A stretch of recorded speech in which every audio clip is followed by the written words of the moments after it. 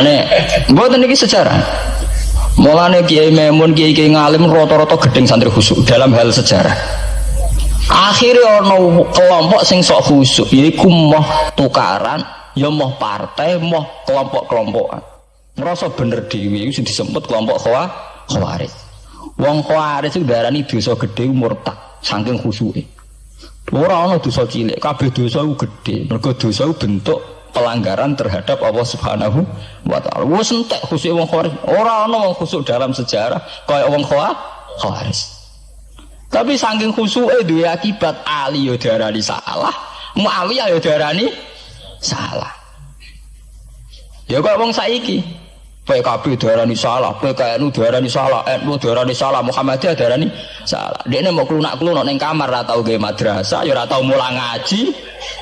Paham nggih? Ya ora tau dadani umat, mau pertuntang-pertuntung. Iku Khawarij, ngono jenenge apa? Khawarij. Saelek-eleke partai iku sering duwe paguyuban, ngrudak-gruduk istighosah mbok gawe sekolahan. Saelek-eleke partai. Saelek-eleke ormas yo sering gerakno masa kanggo kebaikan. Tapi sak soleh-soleh wong dhewean paling klunak-kluk. No. Asal nek nggawe madrasah dhewe, nek ora gawe proposal lho. Nek ora ngono donyane entek, padahal donyane mok sapi kuru entek. Iku nggo pondasine tok ora cukup. Nggo pondasine tok mboten apa? Cukup. Wis wong soleh paling apik sak donya, mulyane niat gawe masjid lho. Ndadekno pondasine tok apa gretok ora ngarah cukup. Ada sing rapati soleh lewat partai, proposal sana sini, masjidnya jadi mewah, bawa duit subhat, bawa haram, bawa abang, bawa hijau, bos. Akhirnya wong Khawarij gawe satu kelompok sing ngalalno darai Ali, yang ngalalno darai Muawiyah. Akhirnya matek dipateni wong Khawarij. Sampai sekarang, para teroris, para bom bunuh diri itu rata-rata berangkat dari orang yang sudah anti sama kepartaian, anti sama golongan, merasa suci sendiri, kemudian banyak terjadi bom bunuh diri dan sebagainya. Itu sejarahnya panjang. Memang samu gampang tapi urip ya. Sebab itu semenjak itu sudah ulama-ulama itu tidak senang sama orang yang merasa sok suci sendiri, benar. Loh, saya sering ditanya, Gus, sampean itu kan tidak berpartai. Terus kalau organisasi di Indonesia yang sampean ikuti apa? Tak jawab. Asal NU atau Muhammadiyah itu mayoritas, saya hanya ada di antara dua itu. Asal mayoritas, masih mayoritas. Soal aku tidak pengurus, memang tidak pengurus, tapi saya milih di antara NU atau Muhammadiyah. Asal masih mayoritas. Secara organisasi lah. Bahwa per detail perilaku kita karena kita punya ilmu, ya mungkin kita punya keekhasan sesuai kapasitas masing.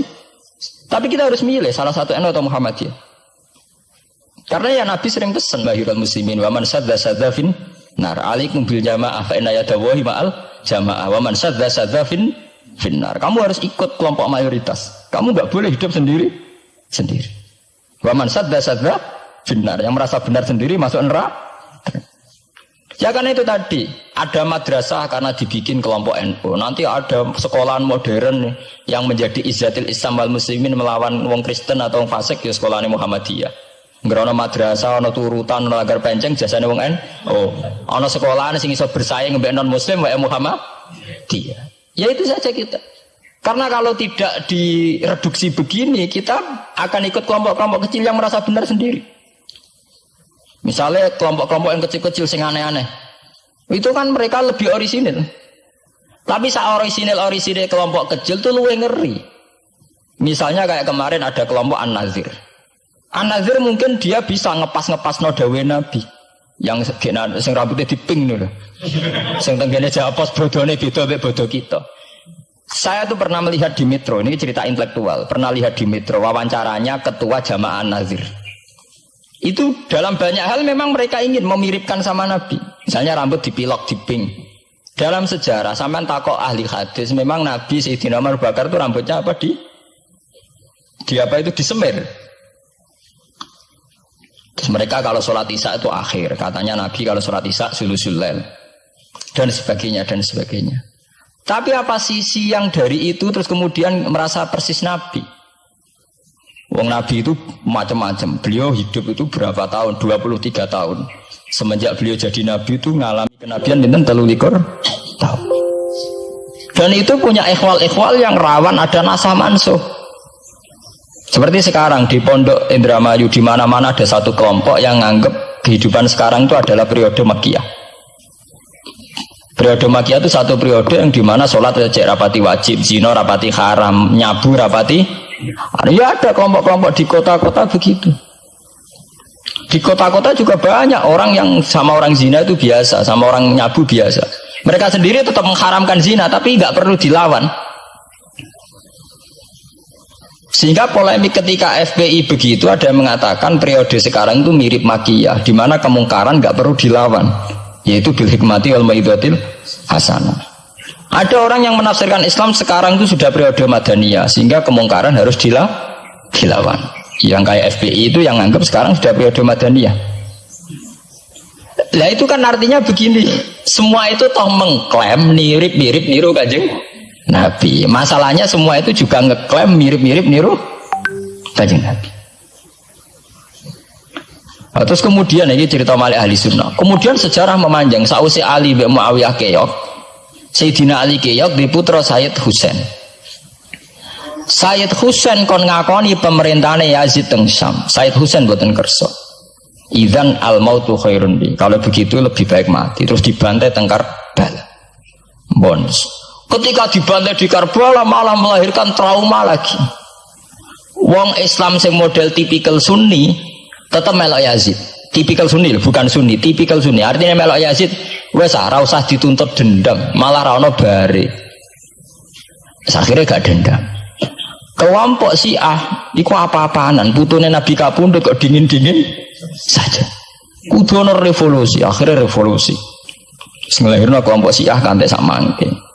Karena kelompok Syiah itu berangkat dari tragedi Husain, semua penanggalan Syiah mengacu 10 Muharram di tanggal kabudute Sayyid Husain, dan revolusi Syiah selalu mengacu kebangkitan Sayyid Husain. Nah ahli sunnah mulai dulu karena melihat fenomena semua macam-macam pokoknya kayak orang Indonesia saiki. Dan buatan derek-derek itu mulai dhisik. Begitu terus sejarah sampai lahirnya sejarah intelektual. Nah sejarah intelektual sejarah paling nakalan. Jadi mau resiko terus ujuk-ujuk dari sejarah intelektual yaitu yang diikuti kados Mbah Hasyim Asy'ari, Mbah Fadl, ulama-ulama. Terus wonten panduan ahli sunnah secara gampang. Artinya secara gampang begini, ahli sunnah itu siapa? Orang yang dalam bermadzhab fikih mengikuti ahadul madzahib al-arba'ah. Orang yang dalam ilmu kalam mengikuti Abu Musa al-Asy'ari atau Abul Hasan al-Maturidi. Orang yang dalam tasawuf mengikuti Imam Junaid, Abul Qasim al-Junaidi atau Syekh Abdul Qadir al-Jilani. Ya begitu. Tapi kan mereka-mereka yang jadi panutan kita kan orang yang baru datang kemarin. Masa sahabat sabarani ahli sunnah? Tabiin, masa tabiin pengikut Abu Musa al-Asy'ari? Bisa endi tabiin Abu Musa al-Asy'ari?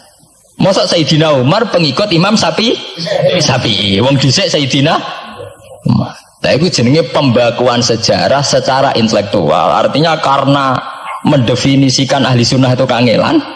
Sebabnya ahli sunnah itu wong sing ciri utamanya itu Syafi'i atau Maliki atau Hanafi.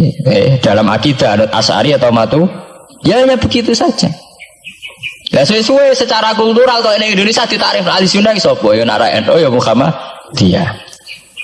Karena Wahabi itu klaim ahli sunnah, sama jangan salah paham. Wahabi sendiri itu menurut konvensi internasional itu masih ahlus sunnah. Ya. Dalam seminar-seminar OKI sedunia Wahabi itu masih kategori ahli sunnah. Muhammadiyah termasuk masih kategori ahli sunnah. Tapi kemudian ahli sunnah direduksi lagi. Ahli sunnah iso kok yang sarungan ketunan kunak-kunak ya napa? Ahli sunnah. Repot kan? Akhirnya secara global digawe takrif ahli sunnah itu sapa? Sing ora jelas sikape. Lah nek Syiah sing wani Amerika, takrif itu berkembang terus. Kok kebetulan Syiah diwakili oleh Iran, mulai dhisik ciri utamane Iran wani Amerika. Enggak dong, Iran nanti di presideni Shah Iran. Shah Iran itu Pahlavi. Pahlavi bonekane Amerika. Terus digoleng ambek monarkine Khomeini mbek Ali Syariah. Semenjak itu Iran identik mbek wani Amerika dimulai zaman era revolusi sinten Khomeini. Badhe niku Rafsanjani nggih masih wani Amerika. Diterus samangke Ahmad Binijad niku mulai riyen Iran mbok di ciri khas sebuah negara yang wani napa? Amerika. Wani tenan Boris pokoknya jadi sejarah. Dene wis duwe sejarah ciri khasnya wani napa? Amerika. Nah, sesuai dadi takrif. Pemerintahan Sunni piye? Sing balane Amerika, lha Arab Saudi balane Amerika. Lah sing Syiah sing wani. Lah sesuai tarife sampean. Misalnya Amerika runtuh sing kuat Cina. Lah itulah kehidupan intelektual. Kehidupan intelektual itu akan selalu berkembang. Dan kita sebagai ulama, sebagai orang yang ngerti Quran harus membaca itu terus, fenomena itu, fenomena pergeseran-pergeseran itu. Ya sampai anak menangi lah, jenenge kiai ra ketunan koyo muruah. Ya menangi ketika ra ketunan dimulai tradisi PBNU sing tukang kiai desa mesti anak buahe PBN. Oh, lah genge sing Jakarta ora tau ketunan, kewapok. Lah takano Mbah Sakur, jenenge riyen kiai jajar wedok UF. Suwe-suwe wala-wali zaman ketuane kiai rak PBNU. PBNU ini jejer-jejer Megawati. Sering metuki tamu wedok ada salah, man nyoro sing kiai desa. Dikritik ku atasan. Ora dikritik keyakinane dekne ora pas kiai jejer wong wedok ora lara. Ya itu zaman mesti begitu. Kiai desa ngrasa nak lunga ora ketunan UF, ketuane kiai ning Jakarta ora ana sing ora ana sing ketunan. Cara desa kiai jagoan mbek wong wedok iku ketuane kiai sing di Jakarta ya ora trimo jagongan koalisi. Ya itu kehidupan intelektual, kita harus lapang dada berani membaca itu fakta. Kowe ora usah dadi khawarit karena kecewa terus dadi napa? Khawarit. Kecewa Pak Hasyim Asy'ari, kecewa Gus Dur dadi khawarit klunak-klunuk mbek gremang-grem. Ndak bisa. Kita harus gentleman sesuai dawuh Nabi ilzamu jamaahirul muslimin wa man sadda finnar alaikum bil jamaah fa inna yadawu ma'al jamaah wa man sadda finnar. Mane kula umpama partai nggih milih sing gedhe, ormas nggih milih sing gedhe, bukan oportunis ya milih yang itu. Mergo sing cilik-cilik malah bulet ngono ngaten. Paham nggih? Mungkin yang cilik itu benar tapi bulet. Cara bahasa ini direct mainstream saja, yang umum-umum saja. Kan kula kiai kan buta lumara ketunan ya ra ketunan. Umume wong piye nggih wae umume wong. Kula niku khusus umume wong sing ringan-ringan saja itu sing umum-umum saja. Gitu tadi ya. Karena sejarah ahli sunnah sendiri itu sejarah yang disederhanakan oleh proses intelektual. Kalau baleni malih sejarah ahli sunnah piyambak itu sejarah yang disederhanakan oleh proses intelektual. Ini kemudian ada takrif ahli sunnah itu sapa wong sing cara bermadzhab mengikuti ahadul madzhab al-arba, cara bertasawuf mengikuti Abdul Qasim Al-Junaidi, nggih. Cara bertauhid atau berilmu kalam nganggo Abu Musa Al-Asy'ari atau Abdul Hasan Al-Maturidi. Tapi mana ada takrif itu zaman Nabi? Nabi ora menangi periode ini Abu Musa Al-Asy'ari, ya ora menangi Abdul Hasan Al-Maturidi. Zaman mau ngoten tok. Ahli sunnah sinten ya Rasulullah? Ma'ana alaihil yauma wa ashabi. Ya wong sing anut aku lan anut sahabatku. Alaikum bisunnati wa sunnatil khulafair rasyidin al-mahdiyyin. Kowe ku anut aku lan anut khulafair rasyidin. Iya zaman Abu Bakar enak ketuane sitok. Tunggale zaman Basim Asy'ari enak karo anut Basim, nak era putu. Jare sepuh ya putune, jare sitok iku ya putune, iku ya putu. Angger wong ya putune. Kula ereng wonten kiai alim wali teng Jawa Timur. Niku anak putune iku ora bangga. Mergo ager wong ya seputune. Lho nggih to nggih. Misale Basim Asy'ari kiai top. Nah Basim cek dhewean kabeh wong menapa dawuh Basim. Era anak rek 6 5. Lah era putu karek ngitung kan. Anak 5 dan anak 5 anak putune wis sawe. Putune madhabe beda. Wong kula mondok sarang nggih menangi. Istilah sarang riyen Bani Ghazali, madrasah sarang namine Madrasah Ghazaliyah. Era Mbah Ahmad Bani Ahmad. Era Mbah Zubair Dugdeng, alim terkenal istilah Bani Zubair. Samangke pun benten malih. Putrane Mbah Zubair itu banyak. Ya, putrane Mbah Zubair banyak.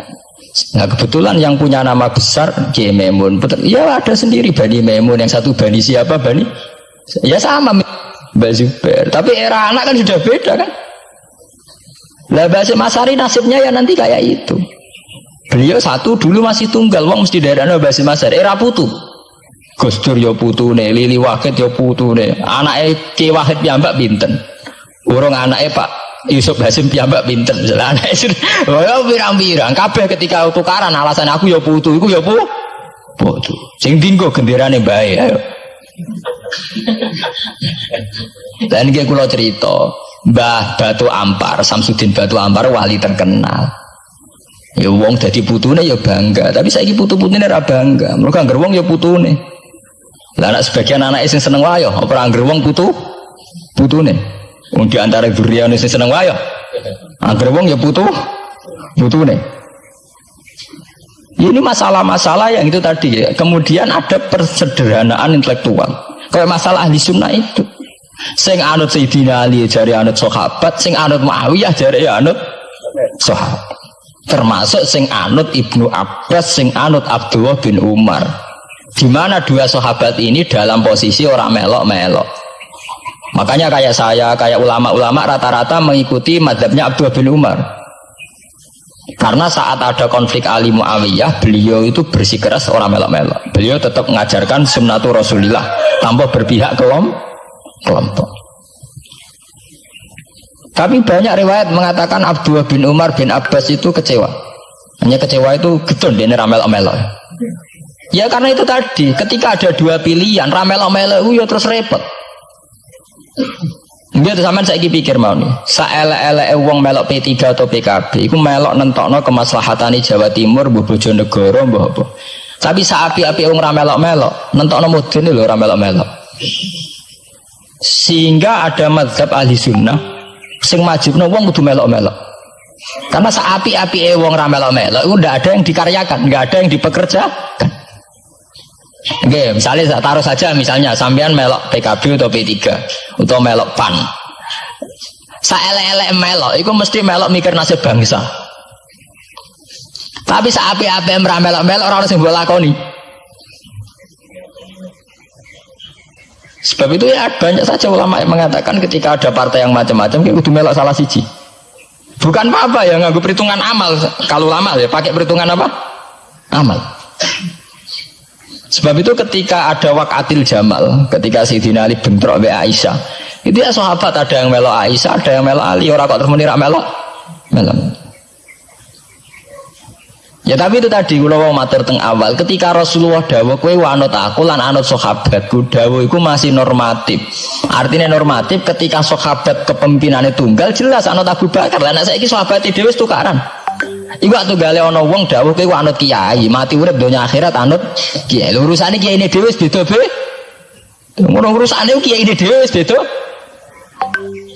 Ya iya misalnya kiai PKNU kan ngono alasane kowe anut kiai, anut sapa ora anut. Ya empun Mbah, tapi kiai kula P3. Mau cari kiai P3 kowe mati urip anut kiai, empun anut Mbah, cuma kiai kula PKB. Lah ini masalah. Lah ahli sunnah itu kayak itu, posisinya itu begitu.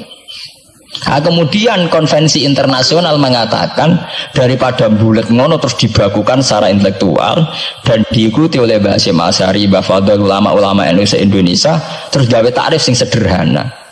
Ini terus dibakukan lewat kitab Al-Kawakibul Lama'ah sing disahkan muktamar teng Jombang. Ahli sunnah pokoknya panduannya begitu. Fikih aja sampai metu ka madzhabul arba'ah. Tauhid aja metu ka Abu Musa Al-Asy'ari atau Abdul Hasan Al-Maturidi. Tasawuf anut Imam Abdul Qasim Al-Junaidi atau anut si Abdul Qadir Al-Jilani. Ya, atau Imam Ghazali ya kayak itu. Artinya umpama bebas ngeri. Misalnya bebas ngeten. Fikih anut Dawud Adzairi, ora selingkuh terus ki misalnya. Wong Dawud Adzairi syaratnya kawin kaya wong selingkuh. Mesine fikih anut Dawud Adzairi gak barbaran. Oleh kawin mut'ah, oleh kampung tak apa wali, opras neng hotel seksine supir truk terus kawan kawin. Lah umpama tasawuf pemanut Ibnul Arabi utawa anut Al-Khalas, ora wahdati wujud kabeh manunggaling kawula ing Gusti. Untuk nggih tauhid tasawufe kon anut Abdul Qasim Al-Junaidi sing kaya umume wong. Beliau sebagai ulama ya mulang ya kumpul wong. Lah munggo tasawufe anut Ibnul Arabi, ora wahdatil wujud utawa anut Husain Al-Khalat ora dadi Siti Jenar. Paham ya? Jadi orang gunane dibatasi, nek dibatasi liar tenan.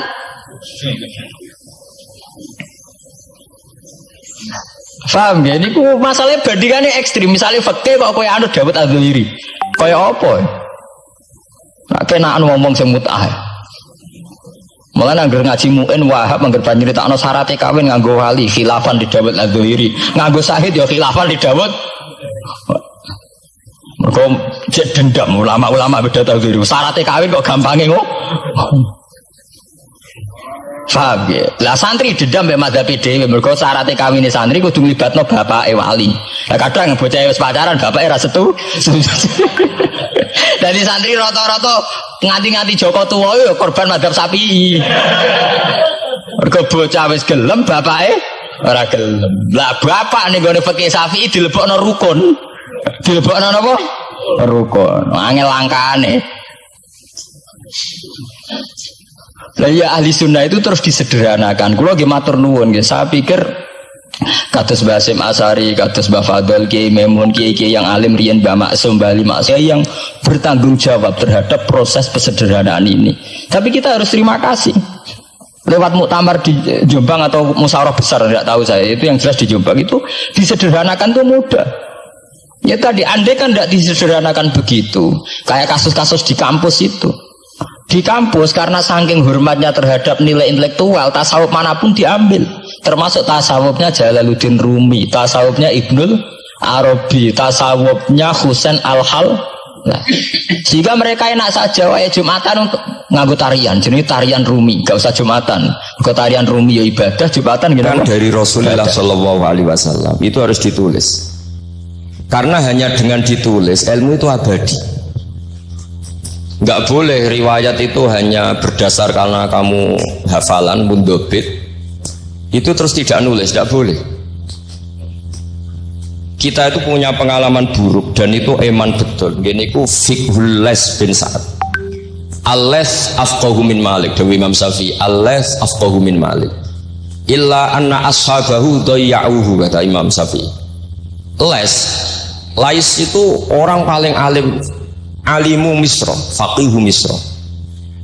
Itu kalau debat sama Imam Malik itu berjilid-jilid. Tapi ashabu Malik itu lebih peduli terhadap pikiran-pikirannya Imam Malik, sementara ashabul Les itu enggak. Sehingga enggak ada mazhabnya hilang. Jadi nasib ulama yang mazhabnya hilang itu Les bin Sa'ad. Kemudian Sufyan bin Uyainah, ini semua gurunya Imam Malik. Sufyan As-Tsauri juga gurunya Imam Malik, gurunya Imam Syafi'i. Nanti nasibnya Mbah Mun kalau tidak ada yang mentadwin, membukukan, akan seperti itu. Karena orang akan menafsirkan tidak dengan panduan guru-gurunya ila Rasulullah Shallallahu Alaihi Wasallam. Saya masih ingat ketika ini betapa luar biasanya Mbah Mun tentang tafsir. Seperti yang kita katakan Gus Rosid tadi, Mbah Mun itu putra Mbah Zubair, tapi ngaji sama orang ahli tafsir, ahli Quran, Said Alam. Sehingga Habib Salim Asy-Syatiri itu punya karangan ya tentang tafsir, namanya An-Nafahat Al-Haramiyah atau Al-Fawaid Asy-Syatiriyah. Kalau gadah kitab sekitar 2 jilid. Mbah Mun itu dulu ngajar kita Faidul Khobir fi ulumil Quran, fi ulumit tafsir. Rian ngajar seminggu 2 kali di MGS. Ini Pak Sukron ya termasuk alumni MGS, berarti pernah sekolah berapa kali ulang bangun? Seminggu 2 kali. Seminggu 2 kali. Khatam. Tak kok khatam gak boleh. Jujur itu baik. Jadi jujur itu baik. Nah, barokahnya mudawan. Saya beri contoh satu, betapa resikonya andaikan ilmu itu tidak mudawan.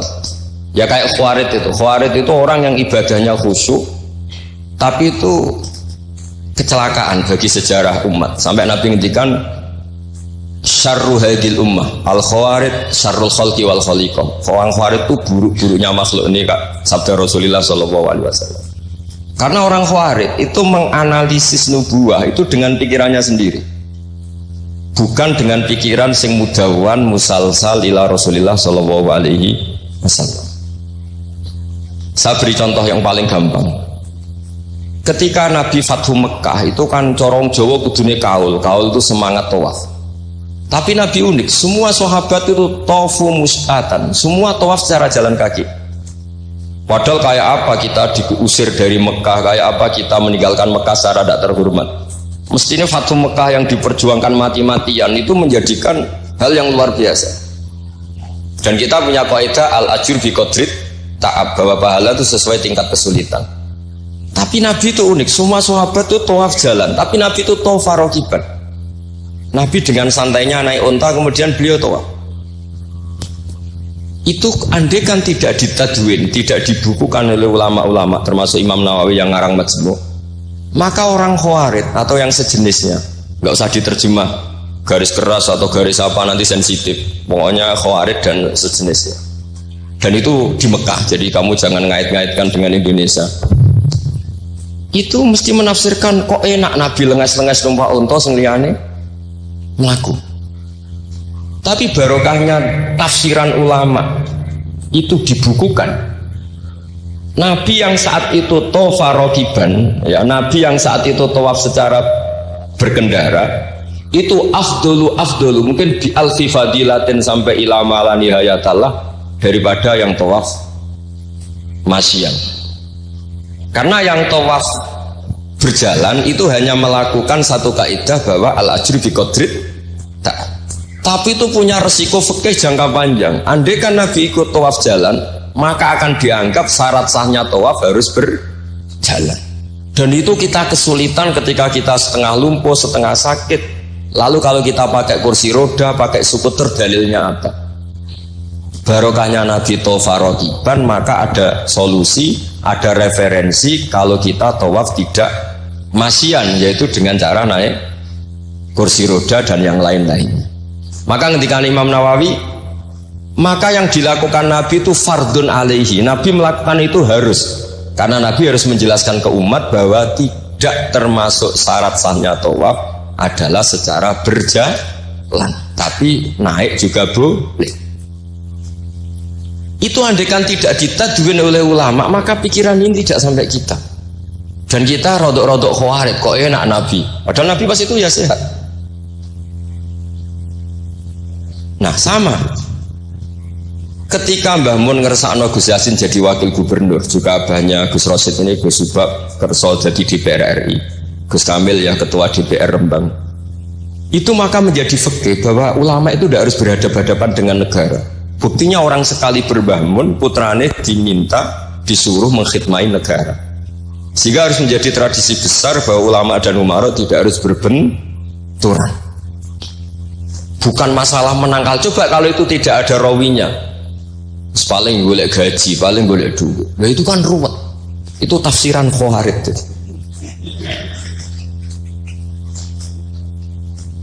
Jadi saya itu punya sanad mutasil, saya berkali-kali ketemu abahnya Gus Rosid, beliau juga guru saya, Gus Subab, semuanya. Itu ketika beliau menolak itu Mbah Mun maksa.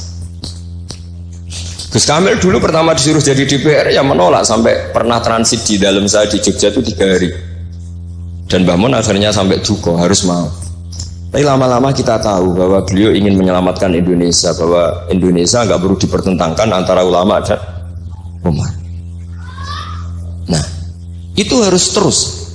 Karena kalau kita ingin versi tertentu, pasti Indonesia itu chaos. Chaos itu ya chaos lah. Huru hara. Kalau huru hara terjadi safkut dima, pengaliran darah, yang dosa kita. Makanya Mbah Mun sering cerita ke kita. Saya tidak pernah bilang saya, ke kita. Semua santrinya levelnya sama, karena sama-sama dengar. Bidane lali mbak eling gitu. Ambek paham sama tidak paham. Gitu.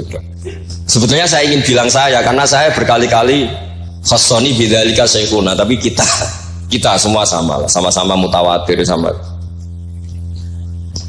Fiqhus siyasa atau fiqhul imamah atau fiqhul khilafah, terserahlah bahasa sampean. Itu juga harus diwariskan. Sehingga dulu sampean tak ceritani, dulu yang semi-semi Khawarij itu ya sudah banyak. Wah Nabi itu harus ngomong akhirat terus, masa Nabi jabat? Oke, dari segi jabatan itu duniawi, kesannya buruk karena jabatan itu duniawi. Tapi kalau dibalik, atardo ayyaku nasolihu tahta yadidz zalim.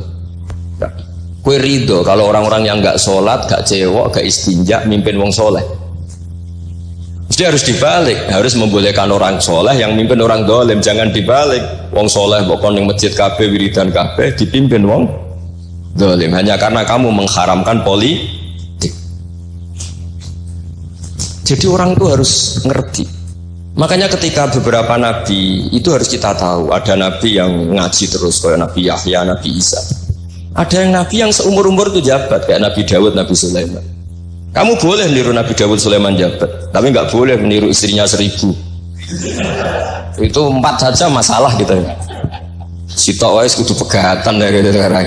Rai-rai gak meyakinkan ini 1 aja sudah. Tapi itu tidak saya loh. Jadi sampai Allah menurunkan ayat am yahsuduna nasa ala ma atahum wa hum min fadli faqad ataina ala Ibrahim al-kitaba wal hikmata wa atainahum mulkan azim. Jadi ada orang-orang soleh yang oleh Allah disebut bahwa mereka itu jabat. Gini ku alu Ibrahim. Ada banyaklah orang-orang soleh yang jabat. Mereka adalah orang-orang yang tak kasih kitab, tak kasih hikmah, tapi ya wa atainahum mulkan azim. Ketika Mbah Hashim di putra Gus Wahid jabat, dulu Mbah Wahab Hasbuwah dia anak Gus Wahid juga jabat. Mbah Mun punya putra Gus Bab, abahnya Gus Rosyid dulu ya DPR RI, Gus Yasin wakil gubernur. Ini kita sebagai muridnya Mbah Mun bukan melihat urusan jabatan, urusan bahwa kita ikut berbakti sama negara. Makanya ketika Mbah Mun kapundhut hari Selasa tanggal 5 Dzulhijjah, itu saya masih ingat betul. Ketika itu saya di dalam ada Gus Subab, ada Gus Najih, ada Gus Kamil, ada semua lah. Itu mereka itu kelihatan apa ya, masih nggak sadar kalau abahnya wafat. Kelihatan senang. Senangnya itu karena mereka menyaksikan betapa yang diinginkan Mbah Mun itu kesampaian. Beliau-beliau ini cerita, Mbah Mun itu cerita gini, Cung, aku nak mati Jumat berarti aku wali. Nak mati Selasa aku ya wong alim. Jadi berarti beliau itu milih jadi orang alim. Jadi dia relax. Terus ada beberapa apa ya, uang lah atau apalah. Kata beliau sama Gus Subab, bilang ke Gus Subab, bab jika aku nak teko balekno, nak ra teko bagi ning anak-anak. Jadi semua dipersiapkan. Begitu mudah beliau melihat kematian, melihat kapundhut, melihat seringan itu. Karena kerinduan seorang wali atau orang soleh kepada Allah itu rindu sekali. Dan ini kita harus punya riwayat, dan itu menjadi fikih besar. Nggak boleh kamu pakai fikih khawarij. Kiai kok jabat, kiai kok kedonyan. Misalnya ono kiai wong soleh ora oleh kedonyan, terus saiki wong salat buruhe wong ra salat, kowe rido. Wong salat buruhe wong ora salat. Mergo sing salat kok kon melarat. Jadi nak fikih udah fikih khawarij, fikih yang bener maca majmu', nak ra iso maca jerone maca judule. Ya sadar. Oke, Pak Doni, Pak Sukron nih, karena dia di Mekah lebih terkenal ketimbang Mbah Mun gitu. Itu Mbah Mun sampai tertawa-tawa. Mbah, jebule jenengan tuh mriki terkenal kula. Kok iso kron? Lah niku tiyang tunggal dalam iki Sukron. Ya jadi Mbah Mun punya murid ya macam-macam. Ada yang kayak saya, ada yang kayak Pak Sukron. Makanya saya pertama datang, Sukron dikur, jarang enten, teluk, nah agak teko agak germisi aku. Terus datang. Tadi bisi saya, Gus aku difoto, nak raja jerjeran gak difoto. Terus saya bilang gini, saya itu kalau di mana-mana sering jejer wong putih, lagi ki jejer wong ireng aku. Semoga ini kafarohnya saya jejer wong putih-putih. Jadi saya teruskan lagi ya. Harus selalu ada riwayat. Makanya saya alhamdulillah pernah diminta Gus Subab itu ya guru saya, beliau baca manhajnya fikihnya Mbah Mun di acara kesekian harinya Mbah Mun wafat. Karena saya masih ingat betul ketika di Medina saya sering digandeng Mbah Mun. Sholahuddin Al-Ayyubi nganti pintere ngono iku jarene mergo murid Imam Ghazali. Tapi jarene hak murid ibu putu murid. Terus saya bilang putu murid ya impun nanti kula hitung nak murid mboten pas, mboten tok waktune. Yes putu murid. Karena saya pernah di masjidnya Sholahuddin Al-Ayyubi di mimbarnya. Itu futuhatnya itu sekitar 815. Jadi kalau tak hitung Imam Ghazali lahir 410, 450, wafat 505, kayaknya betul menang. Oh ya senang ngono putu murid. Itu beliau punya konsep mengalahkan pasukan salib itu yang dipakai itu kitab Ihya. Itu singkat cerita beliau nyuruh saya itu golek ya. Tak cari ketemu terus tak tasihkan beliau ya itu saya tak maksud ya itu Imam Ghazali begitu fasih cerita tentang penyusunan kekuatan dan itu logikanya sederhana sekali dari sesuatu yang jibillah yang normal. Misalnya begini ya, al-insan abdul ihsan, bahwa manusia itu pasti menjadi budaknya kebaikan. Hitung saja sekarang misalnya begini, kita jadi orang soleh meditera karuan gremengan sinis, yang ini orang fasik senyum lomo apian. Kira-kira orang netral itu kalau jagungan ke kamu apa ke sini? Yang lomo, yang nyaman kan? Sehingga orang boleh mengatakan ketika ngarang fikih senyum itu sunat di karangan fikih. Tapi di aplikasi nyata tidak bisa. Bagaimana kalau ada orang netral bisa soleh bisa fasik, sing fasik senyum, sing soleh merengut, sehingga yamilu orang yang netral ini ke yang fasik. Kamu bisa ngarang fikih kalau sedekah itu sunat, karena itu sudah tidak wajib, karena yang wajib itu zakat. Kamu bisa ngarang fikih seperti itu. Tapi kalau dalam tadbiki tidak bisa. Misalnya saya orang soleh hidup di tengah kota, atau orang soleh hidup di pedalaman, terus saya medit mentang-mentang sudah zakat, nggak pernah sudah. Sing wong fasik jor-joran sering nyervis rokok gratis, ngopi gratis. Kira-kira kemana kecenderungan orang? Ke yang fasik, karena al-insan abdul ihsan. Nah hal-hal seperti ini tuh yang dikaji Imam Ghazali kemudian itu menjadi inspirasi Salahuddin Al-Ayyubi. Kalau dia ingin solid maka harus berbuat baik sama siapa saja, karena itu cara punya kekuatan. Nah kita enggak, kita ini memaksakan kebenaran tapi prosesnya tidak simpati. Makanya kata para mufassir, walaupun tafadzur ghalidal qalbi lan faddu min khawlik, itu kata para mufassir, hada sayyidul khalqi wa hada ahabbul khalqi ila Allah. Ini Rasulullah, orang paling dicintai Allah. Itu saja sekali salah dalam perilaku sosial, itu bayangannya lan faddu min khawlik, orang akan bubar. Padahal ma'anna hada mu'ayyadun fi ruhil qudus. Padahal Rasulullah itu orang yang diberi kekuatan malakut, kekuatan langit. Itu saja dibayangkan kalau salah secara sosial lan faddu min khawlik, orang akan bubar. Apalagi kamu yang keramatnya enggak jelas, sisi gak mandi, terus salah sosial, istaqobbal wa minna minkum taqobbal, ya kan?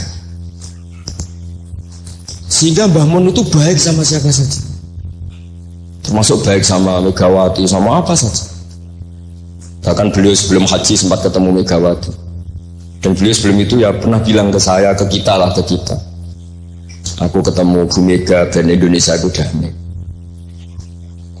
Makanya ketika beliau kabundut Dzulhijjah itu min asyuril hurum, karena al-asyurul hurum itu ada 4, Dzulqa'dah, Dzulhijjah, Muharram, Rajab. Beliau kabundut 5 Dzulhijjah, bulan yang termasuk sakral di Islam.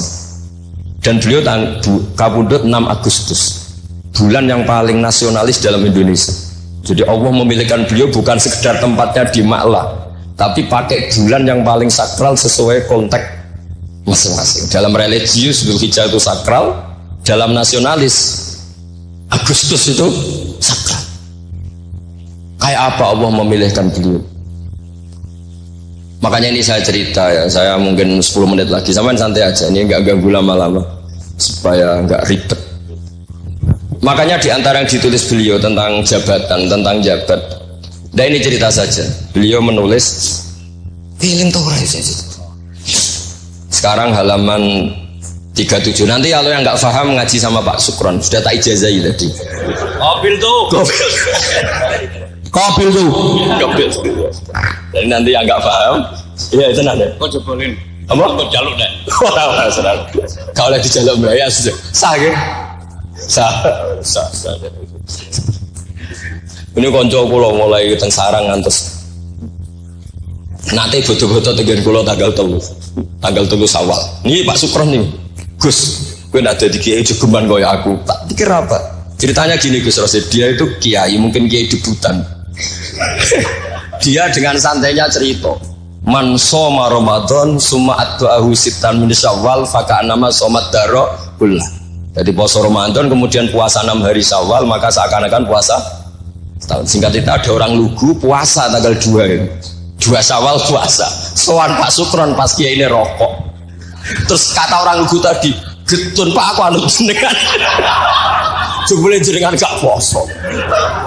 Saya bilang, lah opo ke dalil ngono barang lah opo. Dalil liyane ya kena. Tapi itu kearifan, menurut saya dia cerita itu kearifan. Maka ini warning ya. Siapapun yang ngiyai jangan dalil sesuatu sing ra iso nglakoni.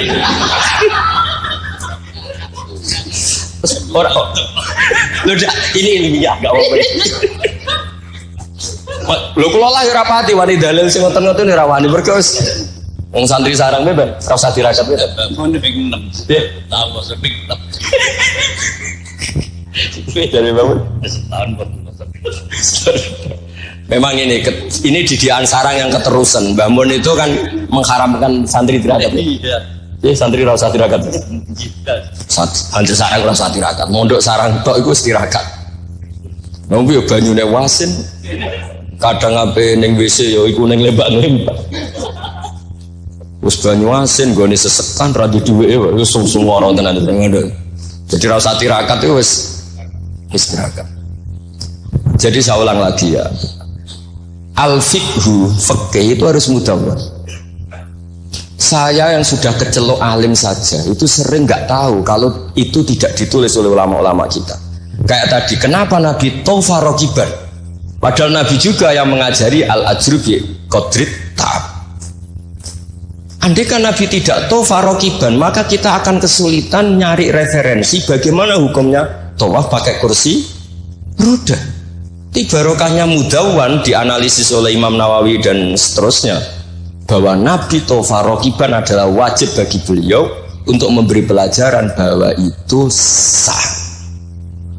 Coba kalau nggak ada penjelasan itu, mungkin orang menduga-duga Nabi ku piye dipek menangi dhewe, khawarit sebenarnya. Dan itu harus ada yang mudawwan. Sama seperti Nabi Dawud, Nabi yang jabat, Nabi Sulaiman, Nabi yang jabat. Supaya jabatan itu tidak tunafis solafiyah, bahwa jabat itu tidak berlawanan dengan kesolehan. Katanya banyak orang soleh yang jabat. Tentu yang nggak jabat lebih banyak. Isra tak belo. Sekolah Pak Sukron dia soleh tapi buatan jabat. Cuma soleh sampai kuat ngantek kapan ya orang roh. Nah sini yang halaman ini terakhir, masih 7 menit, 37. Hada summa idza nazarna ilal adarisan. Kalau waca bismillahirrahmanirrahim. Wal mamlakatani al ukhrayani allatani mazalata qaimataini ilal yaumani al mamlakatal hasyimiyah al urduniyah wa mamlakatal maghrib tawallahuma al hasaniyuna aidan. Artinya Mbah Mun cerita bahwa banyak orang-orang soleh bahkan min dzurriyyati Rasulullah sallallahu alaihi wasallam dan mereka jabat jadi raja, yaitu pasnya di Maroko adalah rajanya Al Hasani, apa? Hasani. Juga di Ordon di Jordan itu rajanya Al Hasani. Intinya Mbah Mun mau ngendikan kamu jangan anti jabatan, banyak orang-orang soleh yang jabat, bahkan bukan sekedar soleh tapi itratu Rasulillah al itra at-tahira, itratu Rasulillah sallallahu alaihi wasallam. Dan beliau menulis itu. Wal mamlakatani al ukhrayani allatani mazalata qaimatain ilal yaum. Ini al mamlakatal hasyimiyah al ordoniyah wa mamlakatal maghrib tawallahuma al hasaniyah itu. Hada summa idza nadarna ilal adarisah. Adarisah itu Sayyid Idris. Sayyid Idris itu al Hasani ya. Jadi al Hasani yang paling populer di Maroko namanya apa? Al Idris. Makanya disebut Adarisah. Yang dzurriyyahnya Al Idris disebut apa? Adarisah. Kayak yang bermadzhab Hambali disebut Hanabilah. Summa idza nazarna ilal adarisa wajadna anna ba'dhum wasalu ila sultanah war riyasah. Faqad sabaqa an assasa Sayyid Idris bin Abdullah daulatan azimatan fil Maghrib. Wa nudiya bis Sayyid Muhammad As-Sanusi malikan ala Libya. Jadi ini saya mau cerita Mbah Mun itu satu khazanah besar. Melahirkan murid-murid yang alim alamah ya banyak sekali tidak bisa dihitung. Melahirkan murid yang bahkan putra yang cakap politik banyak. Siapa yang nggak ngakui alimnya Gus Najib? Siapa yang nggak ngakui fleksibelnya Gus Subab di jabatan Gus Kamil? Itu nggak bisa terhitung. Makanya ini khazanah besar, tidak usah dibentur-benturkan. Ada yang nekuni alim, ada yang nekuni jabatan. Semua itu untuk li'ilain apa? Kalimatillah. Jadi ini nggak ada masalah. Wonten sing konaah kok Pak Sukron sesurip wae, menengah urip wae. Tapi tadi sudah tak ijazahin. Nanti pokoknya ini kalau nggak paham tanya Pak Sukron. Assalamualaikum warahmatullahi wabarakatuh. Oke, terima kasih buat teman-teman semua yang sudah menyaksikan video ini. Mudah-mudahan bermanfaat dan bisa menambah ilmu dan keberkahan buat kita semuanya, guys. Dan oke, buat teman-teman semua yang baru gabung di channel ini, jangan lupa like and subscribe dan nyalakan tombol notifikasinya biar nggak ketinggalan video-video terbaru dari channel Sahabat Orji TV, guys. Dan oke, buat teman-teman semuanya dimanapun Anda berada, mudah-mudahan kita diberikan kesehatan, rezeki yang melimpah dan panjang umur. Oke, terima kasih. Salah-salah dari kami, mohon maaf. Ada kekurangan. Wassalamualaikum warahmatullahi wabarakatuh. Bye-bye.